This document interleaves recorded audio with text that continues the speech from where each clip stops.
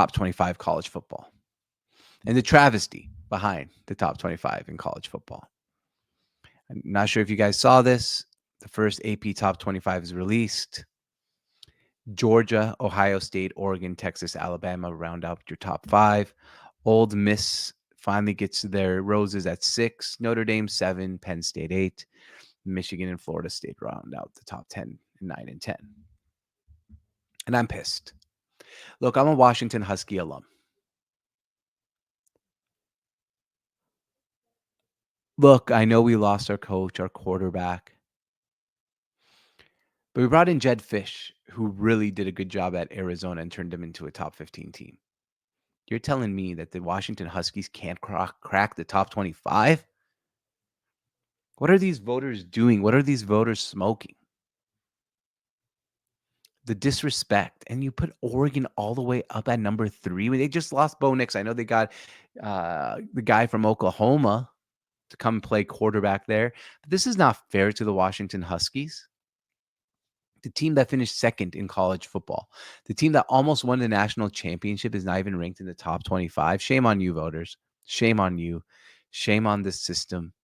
Because at the end of the day, the Washington Huskies deserve to be in that top 25. Let's not forget this year is a 12-team playoff. And we got our 12th spot is Utah, Missouri at 11. What do you see here?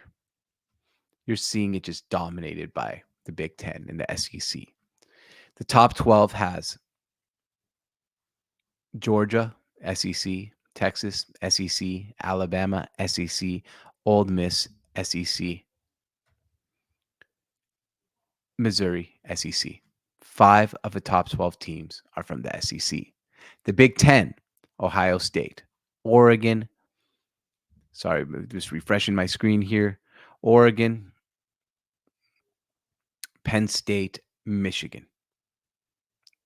5 teams also from the Big Ten. The only teams that aren't in the Big Ten or the SEC are Florida State at 10, Notre Dame at 7, and Utah at 12. Other than that, all SEC and Big Ten, and LSU, Tennessee are sniffing it out there, 13 and 15, and Oklahoma, now SEC at 16, also sniffing it out, trying to break into that top 10. Eventually, we're going to have 2 power conferences. Sorry, ACC. Sorry, Big 12. It's weird. They've ruined college football with this in a way. They've made it into literally the Big Ten and SEC factory.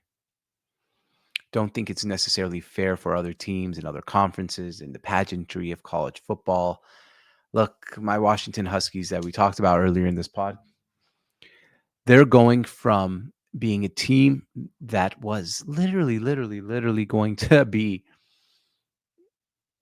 the number 2 team in the country to now they're saying, oh, in this tough Big Ten, we're going to move them out of the top 25. Our rivalry game against Washington State has been moved to September 14th instead of the end of the season. Now Oregon will become our biggest rivalry game of the year, which, by the way, I still think we need to go in and ruin Oregon's chances to win a national championship. They will probably make the playoffs now with 12 teams. We have a whole new, brand new college football we're not used to yet. College football that is going to take some time for us to get used to. And it makes me wonder here when I'm looking at the top 25. Is this better for the sport or is this worse for the sport?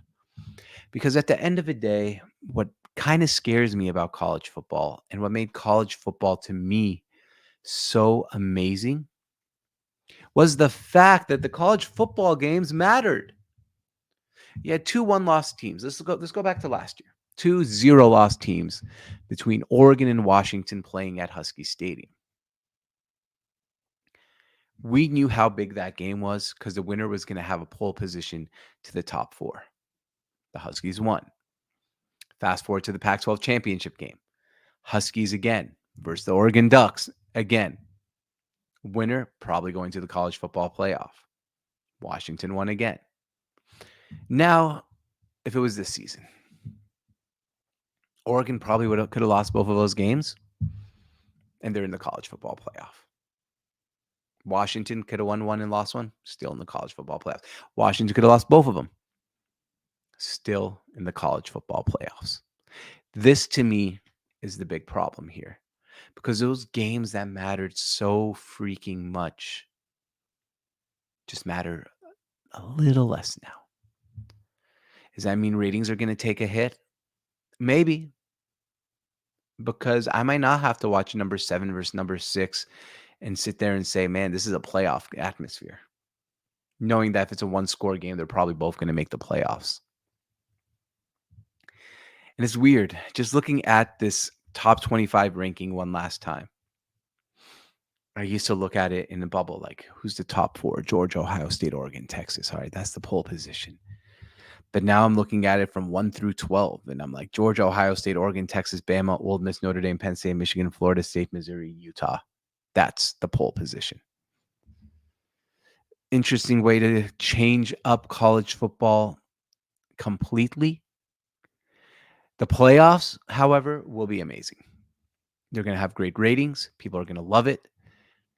In general, we're going to talk about college football playoffs like we talk about the NFL playoffs. It's going to be like an electric factory. We're going to freaking love it. But I'm just worried about the regular season. I'm worried about the traditions. I'm worried about the amount we used to care about college football in the regular season and how much we cared about those games. Not sure if it's going to eventually end up being a whole different ball game. But I sure feel like it's going to be a whole different ball game. All right. Thank you for watching. This is George on Tap, my daily show, talking about the biggest stories in sports. Make sure you like and subscribe. We'll be doing this Monday through Friday around 1 o'clock Pacific Standard Time. Some days will be changed up depending on what's going on in sports. And I'll also try to come in whenever there's a big story with a live reaction so you guys can come and watch and comment in. I love comments, so make sure you throw in comments. Live comments will be read on air. This is a solo show. Sometimes maybe I will have a co-host coming in, talking to me. But other than that, mostly a live solo show here. George on Tap, part of the Sports on Tap network. Make sure you like and subscribe. And thank you for stopping by. We'll see you next time.